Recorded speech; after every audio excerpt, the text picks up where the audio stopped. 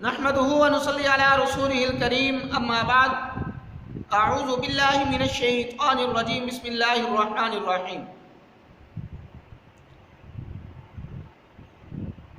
ما اصاب من مصيبة فبما كسبت ايديكم ويعفو عن كثير صدق الله العلي العظيم۔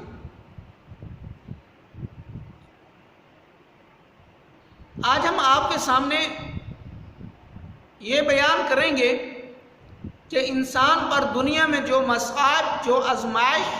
اور تکلیفیں جو آتی ہیں وہ کیوں آتی ہیں۔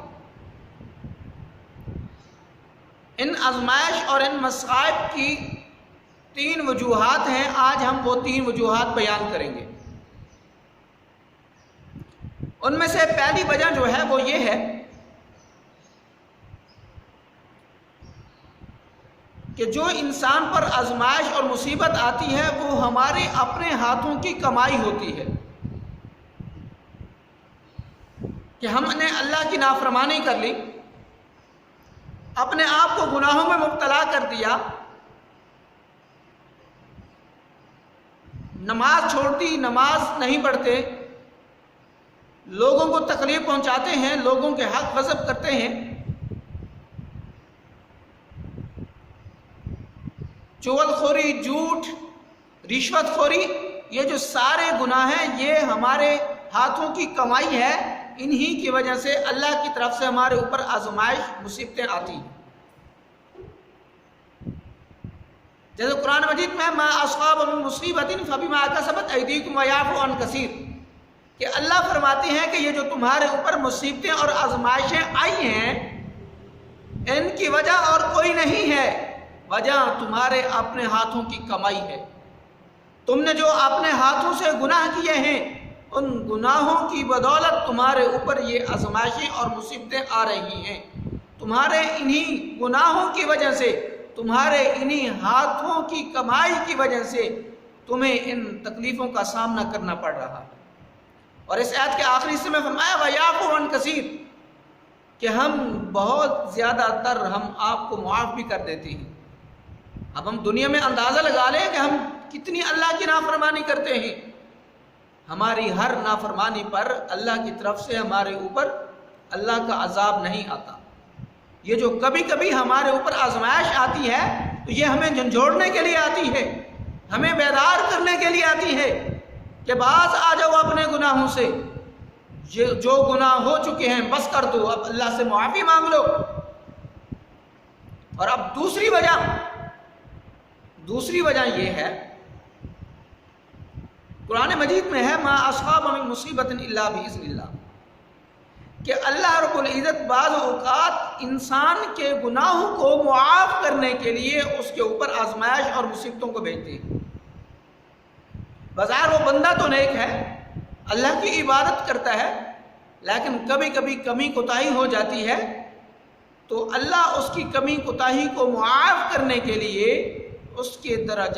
کے گناہوں کو معاف کرنے کے لیے اس کے اوپر آزمائش اور مصیبتیں بھیجتے ہیں۔ ایک حدیث مبارکہ ہے، بخاری اور صحیح مسلم میں ہے، جس کا مفہوم یہ ہے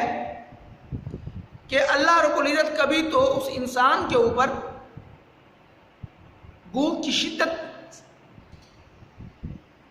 ڈال دیتے ہیں، بھوک کی شدت کو اس کے اوپر مسلط کر دیتے ہیں،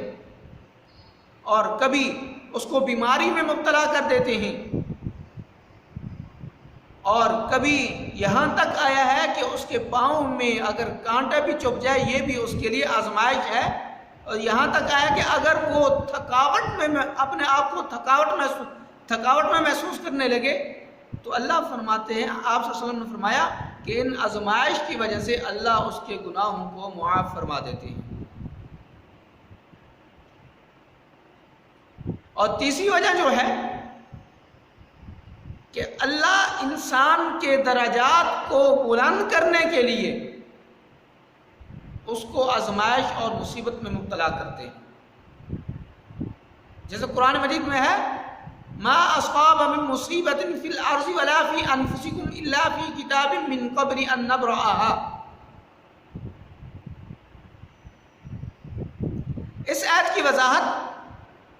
حدیث مبارکہ میں آپ صلی اللہ علیہ وسلم نے فرمائی ہے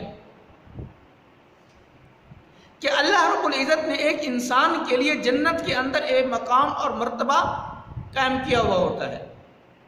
لیکن اس انسان کے اعمال میں اتنی طاقت نہیں ہوتی کہ وہ اس مقام اور مرتبے تک پہنچ سکے۔ تو اللہ نے اس انسان کے لیے جو ایک مقام اور مرتبہ قائم کر رکھا ہے، اس مقام اور مرتبے تک پہنچانے کے لیے اللہ اس کے اوپر آزمائش اور مصیبتوں کو مسلط کر دیتے ہیں، تاکہ ان آزمائشیں اور مصیبتوں کے بدلے اس کے درجات بلند کر دیے جائیں۔ یہی 3 وجوہات ہیں جن کی بدولت دنیا میں ہمارے اوپر آزمائشیں اور مصیبتیں آتی ہیں۔ دعا ہے کہ اللہ ہم سب کو صحیح معنی میں اس پر عمل کرنے کی توفیق عطا فرمائے۔ وما علینا الا البلاغ المبین۔